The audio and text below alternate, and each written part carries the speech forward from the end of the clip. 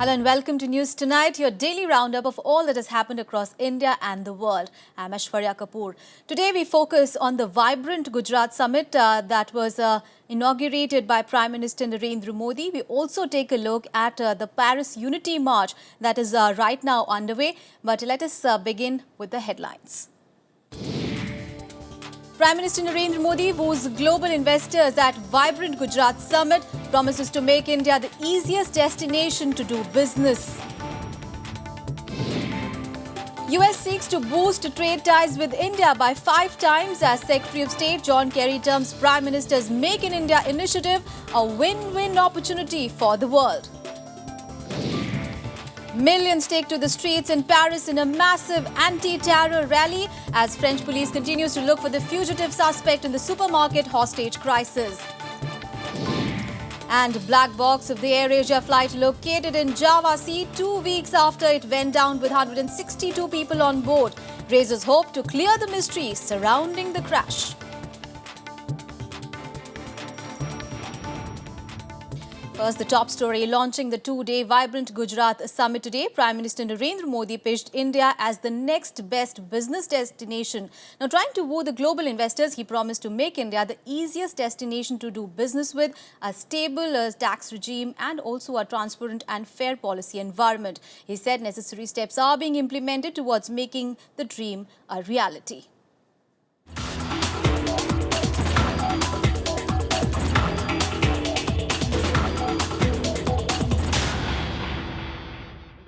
Prime Minister Narendra Modi pitched Vibrant India to investors at the Gujarat Global Business Summit, showcasing the possibilities the country can offer.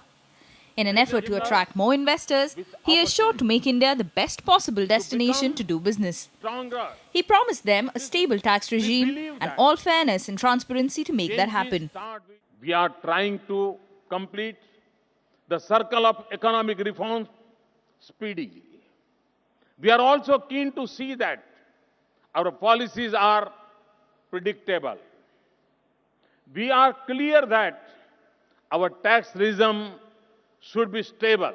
Since the first day, my government is actively working to revive the economy. My government is committed to create a policy environment that is predictable, transparent and fair. Pitching for his pet campaign Make in India, Prime Minister showcased India's vast, low-cost manpower and internal demands as opportunities for global players. Despite fluctuation in global economy remaining a concern, Prime Minister called for a solution to seek inclusive growth. The biggest concern is about the global economy. We all have to find the ways for stability and recovery. We also have to work for sustainable and inclusive growth. The PM had launched the Make in India campaign last year to boost the manufacturing sector, which lags behind China. He now wants to take it to the next level by making India the next global manufacturing hub. 4 months back, we launched Make in India initiative to encourage the growth of manufacturing in the country. We are working hard to make India a global manufacturing hub. The summit is being attended by top industrialists from across the world, besides US Secretary of State John Kerry, UN Secretary General Ban KiMoon, and World Bank head Jim Yong Kim. The United States and 7 other countries, including Canada and Japan, are for the first time official partner countries at the summit. Bureau Report, Rajya TV. Now, United States sees Prime Minister's Make in India initiative as a win-win opportunity for the world. US Secretary of State John Kerry said Washington is keen to boost trade ties with India. Significantly, his remarks come ahead of US President Barack Obama's visit to India this month for the Republic Day celebrations. And we take this opportunity to welcome Mr. John Kerry. Among the most prominent global leaders at the vibrant Gujarat summit, US Secretary of State John Kerry carried the sentiments of the US administration of expanding business and trade ties with India.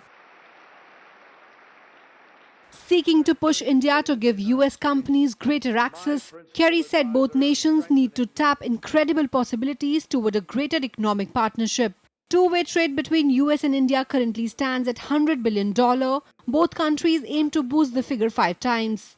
The moment has literally never been more ripe to deliver on the incredible possibilities of relationships between all of our countries. We share Prime Minister Modi's goal of increasing our country's annual trade fivefold in the years ahead, and we want to expand our commercial ties and change the way our businesses talk with one another. Impressed with the Prime Minister's mantra of inclusive development, Sabka Saath, Sabka Vikas, Kerry praised the Make in India initiative as a global opportunity. We need to join together and take advantage of the challenge that was laid down by Prime Minister Modi, who is now committed to greatly expand India's wind resources, make your agricultural systems more resilient, increase your national solar mission fivefold, and together we can create an environment where all of our companies play leading roles in bringing cutting-edge technologies, equipment, capital, and know-how, not just to India, but to countless countries that need this growth and development now. That's how we will turn Prime Minister Modi's Make in India initiative a win-win opportunity for the planet as a whole. Kerry's remarks assume significance just days before US President Barack Obama arrives to attend the Republic Day celebrations. The two sides are expected to sign a slew of agreements to bolster defense, economic and strategic ties. Bureau Report, Rajya Sabha TV. And United Nations Secretary General Ban Ki-moon called upon India for greater contribution towards formulating a meaningful climate change agreement. In his keynote address at the Vibrant Gujarat Summit, the UN chief said that a comprehensive agreement was necessary to keep the world safe from dangerous climate change. In December last year, about 190 nations agreed on the building blocks of a new-style global deal due in 2015 to combat climate change. The UN chief also spoke on issues related to environment and clean energy. He also lauded the Indian government's efforts in using more renewable energy. I count on India's forward-looking leadership this year as governments from around the world seek to adopt a meaningful, equitable, and universal climate change agreement in Paris. I applaud and commend Prime Minister's initiative to increase the share of solar and wind power in India's energy mix, and for his vision in accelerating the development of solar energy when he was a Chief Minister of Gujarat. And on to news from the national capital. Well, political war of words has picked up in Delhi even before the announcement of assembly poll dates. Now, a day after Prime Minister held a massive rally in the capital, both Congress and Aam Aadmi Party came down heavily on the promises that he made in his speech. While AAP claimed Modi had nothing new to offer, Congress accused BJP of trying to discredit the party's contribution to the capital when in power. The date for the assembly polls in Delhi is likely to be announced anytime next week. But political rhetoric is already high-pitched in the first of the state polls this year. The campaign for the elections in Delhi was kicked off by Prime Minister Narendra Modi on Saturday, where he was particularly critical of Aam Aadmi Party's 49-day tenure last year. However, the party claims that PM's rally was a flop show with no new vision for the national capital. कोई नया agenda, कोई नया vision, कोई नई योजना प्रधानमंत्री के पास नहीं थी। दिल्ली के लोग बड़ी उम्मीद लेके गए थे। आम आदमी पार्टी एक इतिहास बनाने के लिए अग्रसर है। दिल्ली में एक अभूतपूर्व विजय की ओर अग्रसर है आम आदमी party. Congress is trying to make a comeback after a poor show in Delhi polls over a year back. The party accused BJP of trying to mislead voters on its achievements during its 15-year tenure earlier. क्या वायदे करे? उन्होंने कहा 24 घंटे बिजली दिल्ली को मिलेगी, तो दिल्ली को तो हमेशा से 24 घंटे बिजली मिलती रही है। जब से इनकी सरकार आई है तभी से पावर कट होना शुरू हुआ है। तो ये तो सिर्फ इतनी मेहरबानी कर दें कि जो स्थिति दिल्ली की नवंबर 2013 से पहले थी उसको रिस्टोर कर दें, तो इनकी बड़ी कृपा होगी हमारे पे। Undeterred by criticism, BJP plans massive campaigns for the Delhi elections. It hopes to rope in its newly elected chief ministers in Haryana, Maharashtra and Jharkhand to hold rallies in the capital. On Saturday, Modi had praised them as the real Aam Aadmi chief ministers. BJP is still riding high on the thumping majority in the recently concluded assembly elections. Bureau Report, Rajya Sabha TV. And cold weather conditions continue to prevail in North India. 51 trains were delayed and few others were rescheduled due to fog in the national capitals. Now, farmers also bore the brunt as crop got ruined in the extreme weather conditions. Extreme weather conditions continue to cripple normal life in northern India. The minimum temperature in the capital settled one notch below the season's average of 6.6 degrees Celsius. Chandigarh too woke up to a thick blanket of fog and icy winds. The minimum temperature was at 6.8 degrees. Poor visibility due to dense fog resulted in delays in train services in several states. 51 trains were delayed or rescheduled in Delhi. मुझे लखनऊ जाना हुआ है, लखनऊ जाना है। Nilanchal express है और अभी वो अपने समय से 3 घंटे लेट से चल रही है। 6:25 का टाइम है और अभी 9:25 पे जाएगी शायद। मौसम की वजह से तकरीबन सारी गाड़ियाँ लेट आ रही हैं। Cold wave gripped Rajasthan too, with the mercury dipping to 2.7 degrees at certain places. Farmers in Uttarakhand suffered huge losses as their crops were ruined in the extreme weather conditions. इस समय कोहरा इस तरह का पड़ा जो रात में जो काला पाला कहते हैं उस काला पाले की वजह से पूरा नष्ट करीब हो गया है टमाटर। तो कृषक इसमें पहले काफ़ी उत्साहित थे कि हमारी अच्छी फसल होगी, लेकिन प्रगति की मार्ग को कोई नहीं जानता है। तो ये एक किसान को काफ़ी नुकसान हुआ है। मैं सरकार से भी निवेदन करता हूँ और जो भी जितने भी हमारे जनप्रतिनिधि लोग हैं उनसे भी निवेदन करता हूँ इनको मुआवजे के रूप में कुछ न कुछ इनकी मदद की जाए। Leh in Ladakh was the coldest place with a minimum temperature of minus 16.2 degrees Celsius. Srinagar recorded a low of minus 4.8 degrees. Bureau Report, Rajya Sabha TV. All right, we'll take a very short break here. Coming up ahead, at least 62 people killed in Pakistan after bus collides with oil tanker. That and much more after a short break. Stay with us.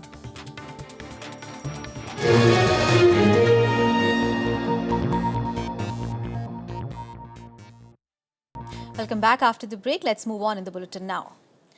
Now, the launch of Air Vistara has added to India's long list of private carriers. But amid the crowded market of private players in the sector, India's safety ranking by the US Federal Aviation Administration was downgraded last year. This year, though, India hopes to regain FAA's Category 1 safety status by March. The US Federal Aviation Administration will carry out its audit in March this year. The Civil Aviation Ministry is taking corrective measures to regain the country's top aviation safety rating, downgraded first time to Category 2 on January 31, 2014. Internationally, into many countries, we are not able to increase the frequencies. We got frozen there, and we don't want a further downgrade because it would mean again Indian security not being able to perform. So we'd like security to be meaningful. We'd like safety to get back to certain standards. India had enjoyed the Category 1 rating since 1997. The downgrade to Category 2 placed it below Pakistan and in the category of countries like Zimbabwe and Indonesia. The FAA conducts audits of safety standards and processes in the aviation sector for different countries that fly airlines into the United States. The audit covers the gamut of activities, including those relating to legislation, regulations, technical personnel, training, licensing, certification, surveillance obligations, which are critical for aviation safety oversight functions. You have to recruit the right person, you have to train them, you have to give them on-job experience. The functions of the DGC are so complex, you have to give them those experience on the job. Then they become mature. The downgrade by FAA doesn't mean that Indian carriers are unsafe to fly. The Federal Aviation Administration cited inadequate oversight mechanism and low staff strength with the DGCA to properly monitor the safety performance of Indian carriers for the downgrade. The category downgrade could severely affect any expansion plans of Indian carriers to United States. Often, the FAA upgrade or downgrade acts as a cue for other air safety organizations. The downgrade means that India's safety oversight system does not meet the minimum standards laid down by UN body International Civil Aviation Organization. Due to this downgrade, Indian airlines such as Air India and Jet Airways, the only ones flying to the US, cannot expand their operations there or tie up with American carriers. The flights of these Indian carriers are also subject to additional security checks at US airports. Reporting from Delhi, Kriti Mishra for Rajya Sabha Television. All right, let's take a look at the other national news that we are tracking in nationwide. Another suspected Indian Mujahideen operative has been arrested at the Mangaluru International Airport today. The suspect, identified as Riaz, is believed to have played a role in the Bangalore blast in December last year. He was picked up last night by Bangalore police just before he was going to board a flight to Dubai. He was held based on information provided by 3 suspected IM operatives who were arrested on 8th of January at Bhatkal and Bangalore. A special court in Delhi will take up for hearing the stalled additional 2G spectrum case during the previous NDA rule on Monday. The hearing will not include Sunil Bharti Mittal and Ravi Ruya, who succeeded in getting the order summoning them as accused quashed. The Maharashtra government has given a go-ahead to disperse 2,000 crore rupees compensation to farmers affected by drought during the 2014 Kharif season. 40% of the amount will be distributed with immediate effect. The government is sure to create a zero balance accounts for farmers under Prime Minister's Jan Dhan Yojana to disburse the amount. Over the last year, over 50 farmers in Vidarbha region had committed suicide following crop losses.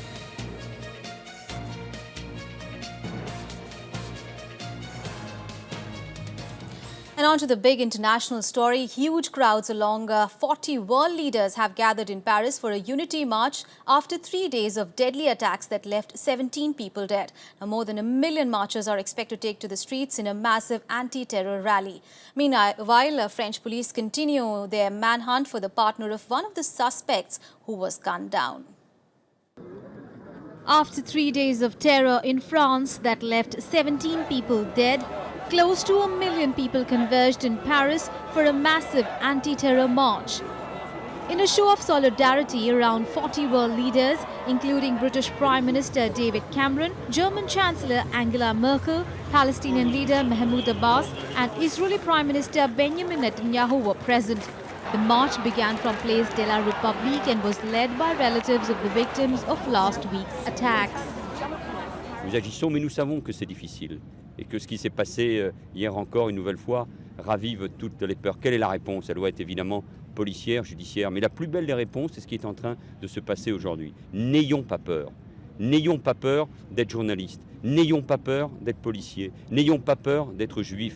You are with people and share with people is important. So that's probably what we try to recreate here today. It's a big thing for us to be here today and say, look, we're not there, but we're with you. The Charlie Hebdo massacre suspects were killed on Friday after 2 violent standoffs. However, French police are still searching for the partner of the gunman who attacked a supermarket. Amedy Coulibaly was killed by security forces along with 4 hostages during the siege. A video of Coulibaly surfaced on Sunday in which he claimed to be a member of Islamic State. The authenticity of the video is yet to be verified. French officials are also trying to investigate the 3 terror suspects' links to Al-Qaeda and other terrorist groups. Bu terör saldırısı sonrasında da istihbarat birimlerimiz arasında çok kapsamlı istişareler gerçekleştiriliyor. Bu çerçevede Fransa'dan bize intikal eden bilgilerle bizdeki bilgilerin karşılaştırılması süreci devam ediyor. Bir kez daha vurgulamak isterim. İstihbarat birimlerimiz, güvenlik birimlerimiz arasında tam bir işbirliği var. Meanwhile, there has been an arson attack at the offices of a German newspaper that reprinted Charlie Hebdo cartoons of the Prophet Muhammad. No one was hurt in the assault on the Hamburg Morning Post. 2 men have been arrested in connection with the attack. Bureau Report, Rajya Sabha TV. And Sri Lanka's new president, Maithripala Sirisena, invited all the political parties to join his national unity government today. In his first address to the nation since taking charge, he pledged to work towards providing due recognition to all minorities. Sirisena also promised to strengthen economy with friendly foreign policy. Sirisena stunned Mahinda Rajapaksa in a tightly contested presidential poll last week. His government will investigate an alleged attempt by former President Rajapaksa to stage a coup to try to stay in power when the results showed that he was losing last week's election. The new Lankan government says that Rajapaksa had tried to persuade the army and police chiefs to help him stay in office with the use of force after losing the elections. පාර්ලිමේන්තුව නියෝජනය කරන සියලු දේශපාලන පක්ෂ පාර්ලිමේන්තු මන්ත්‍රීවරුන්ට මා ගෞරවයෙන් ආරාධනය කරනවා අපහා එක්වන ලෙස.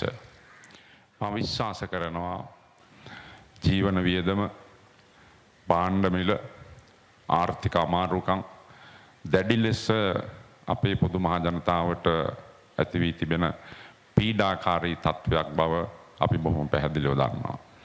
ඒ නිසා අපේ රජය තුල මූලිකම කාරණයක් විදිහට දුගී බව දුප්පත්කම තුරන් කර.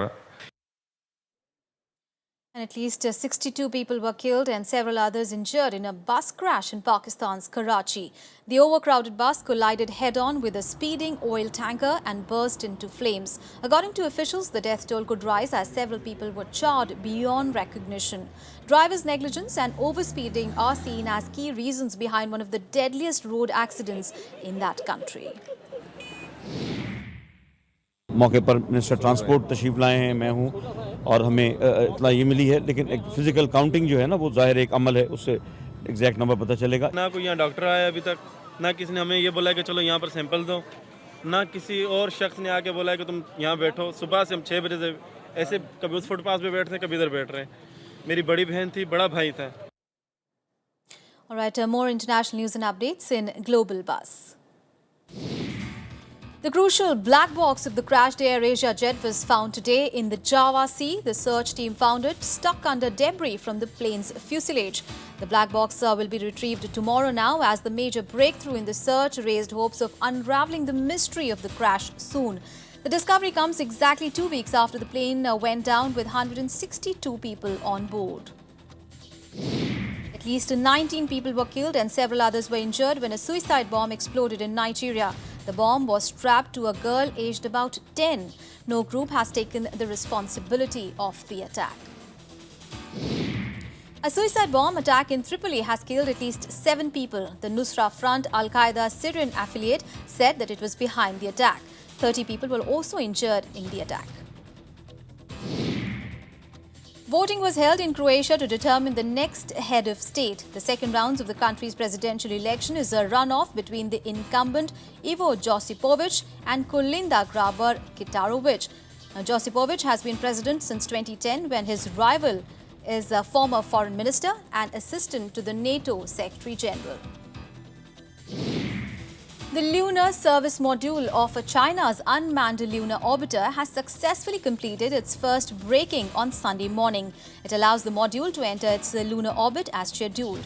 The module will enter a 127-minute round lunar orbit 12 minutes later, after another 2 braking occur on Monday and Tuesday. All right, we'll take a very short break here. Coming up ahead, injured Michael Clarke named as the captain of Australia's World Cup squad. Stay with us for that and much more.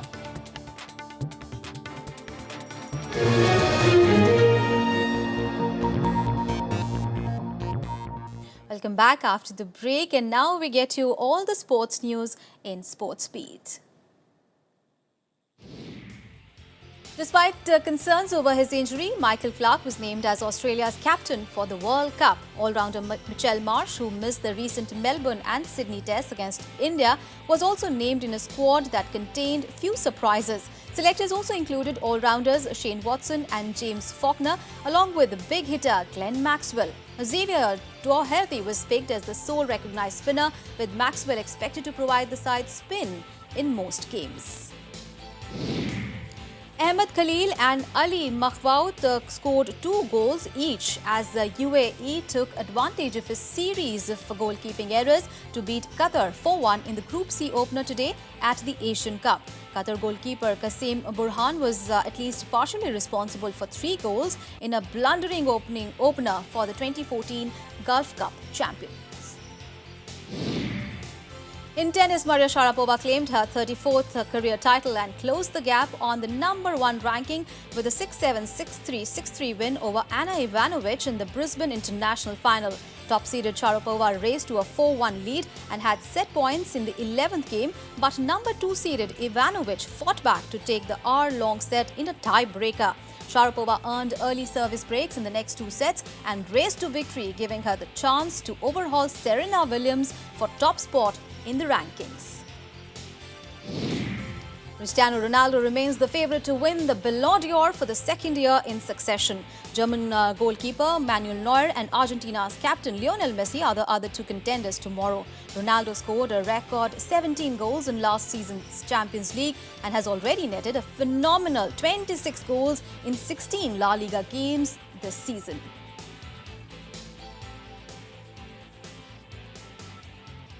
Well, that's all in this edition of News Tonight. Thanks for watching. Good night.